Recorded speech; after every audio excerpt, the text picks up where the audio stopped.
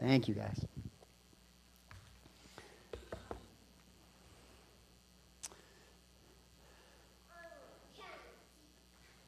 As we've been going through our preaching series lately, we're kind of staying with the storyline through the Bible. And going through the storyline of the Bible, certain patterns emerge. And one of the most basic patterns that emerge in Scripture is people are in some kind of trouble or struggle or bad place. And then we look at how God responds.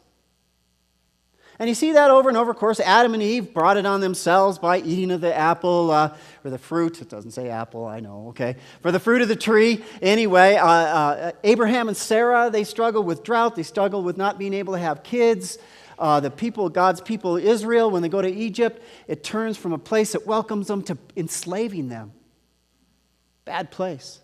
Well, we don't get that in today's reading with King David, the coronation of King David as king of Israel, of all the 12 tribes. But there is a story behind it. They were in a bad place. So they'd gotten out of Egypt and they made it into the promised land. They all had their own little tribal territories.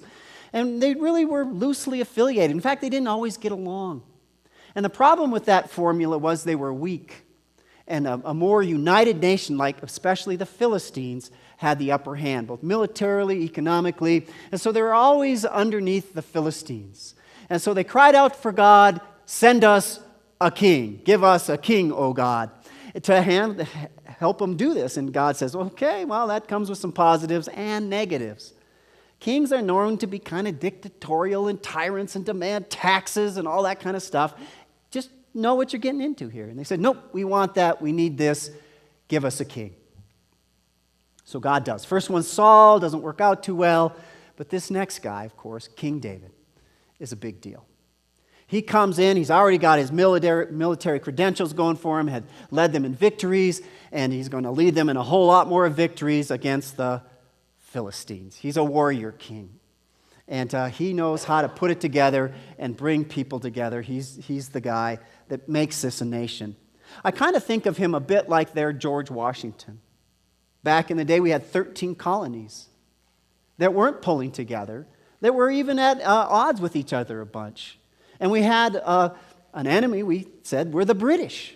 And someone had to, with their charismatic force, rally the people to stand up, to bring this nation together, to get it, in our case, a constitution.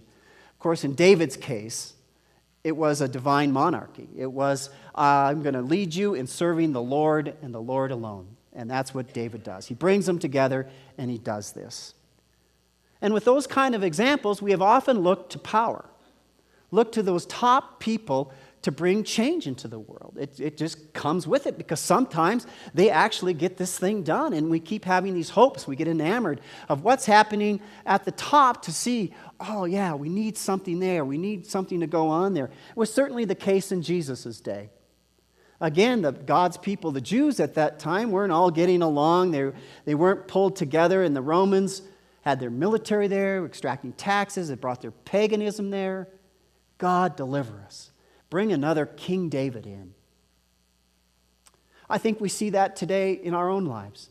We're looking at the top for some kind of power to come and straighten it all out.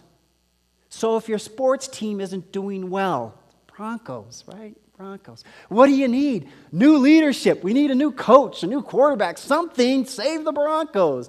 That's what we think. Company's not doing well. New executive. The city's not doing well. New mayor, country, new president. We need someone at the top to save us. Oh, bring that power and straighten it all out. The issue becomes power has a downside. As God warned the people, as Jesus is going to later warn the people. Power has a downside. Getting all enamored of that has a real downside. I ran into that as a kid. I grew up for a little while when I was young. I was in northern Minnesota, and believe it or not, they got a lot of snow up there. In fact, they had to plow the streets, and they created these pretty big piles, 10, 15 feet high piles of snow. And what we in the neighborhood would do is play what we called King on the Hill. And so all the neighborhood boys would gang around this big snow pile, And there'd be a little spot on top. They're often kind of conical or pyramid shaped. And we'd be clamoring up there to be the ones standing at the top and pushing everybody away from it and claiming that for ourselves. Pretty good metaphor for how the world works. So they were pushing it off themselves, and it took, because it's snow and it's slick, even the strongest, fastest boy in the neighborhood had a hard time holding it because it was pretty easy to go tumbling down that thing. Well, I wasn't even near the biggest one. In fact, I was one of the littlest ones out there. All my siblings, I'm the youngest, and so my siblings and their friends are all older. So the king on the hill was like, we'll call it elusive for me. I wasn't the king on the hill. I was the boy at the bottom. That was me. They could easily grab me, pitch me, throw me down. Down I go. I try scrambling up, and I wasn't going to gain on this one much. Too small. Too weak. And that's the problem when we get so caught up in power and the dynamics of power and looking towards the top, towards those kings on the hill. We forget to look down and realize there's a whole lot of people piled up at the bottom. Thrown down, tripped down, falling down. In fact, we're enamored of our news because we like looking at the top of the hill and everybody getting pitched off this way or the other way and what's going to happen to them and how's that going. And it's pretty exciting, that whole thing. But we don't look at the bottom. To a world enamored of kings on the hill and their power as a source for straightening everything out, what does God do? He sends Jesus. Where does he send him? To a little stable, to an unwed mother, peasants, to grow up in obscurity. What does he have him do? He wanders around the North 40 of Israel and gathers disciples like fishermen. You get the bottom of the hill thing going on here? He's a bottom of the hill kind of guy. And who is he helping? Well, those who've really paid a price at the bottom of the hill. Those who are struggling with their demons. He's helping those guys. Those who have some disease or are outcast for some reason, have been marked by some sort of sin in their life. He's out there dealing with the real rags of the bottom of the hill. And he's given his life there. And then they kill him for it. At the bottom of the hill. You know, it's funny how we in this country, again, we're enamored of looking up. And we keep hoping that something's going to shift at the top. Somehow the game's going to change. And we might just land one of those big, good, strong guys that might actually make a more positive difference. And we look up there. And I think behind that is a little urging or desire to find God. God, do something good in our world. Make some positive change. And we keep staring at the top. And with that, I said, there's this hope that somehow God's in all this sort of thing. And we're looking up there, and we're wondering why we don't find God. Because he's back there at the bottom of the hill saying, hey, down here. You're looking the wrong way here, guys. I'm back. I'm over here. I'm doing this thing over here. I'm not up there much. Okay, some good things can happen up there. I get that. But I really work a lot down here. It's where I live. It's who I care about. It's what I do. I'm down here with those who are too small, too weak, too sick, too broken, too poor, too old. I'm with the wrong crowd. Sorry to say for you. I'm with the wrong crowd over here. They're the wrong gender. They're the wrong race. They're the wrong family. They're the wrong country. They went down the wrong path for some reason. They made the wrong choices. And there they are, splattered around down here. That's where I'm at. If you care to look.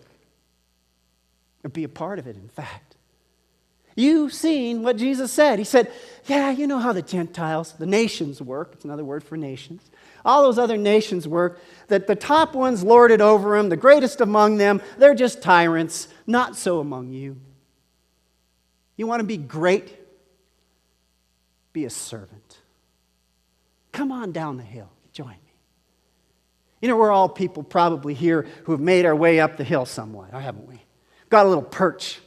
little ground made out up there up the hill a ways, and we kind of see where we're sitting among this pyramid, this top pyramid that goes up and down, and we're comparing ourselves to how we're doing there, and none of us are probably up so high that they're really shooting for us. Good news for us, isn't it? They're not really taking shots at us, but we got that little perch there, and we're fairly secure with that, and we're feeling pretty good about it. And what does Jesus say? Yeah, give it up. I got something for you down here. Come on down. In fact, join me in serving other people. Those who are too small, too weak, too sick, too broken. Those who are too old and too poor. Those who are, the wrong gender, wrong race, wrong family, wrong country, wrong path, wrong choices. Come on down. I have jobs for you here to bring light and life to so you might know that the divine is around you, in you, that light and life might not just come to you but go through you. Join me as a bottom of the hill kind of person. Come on. He's there.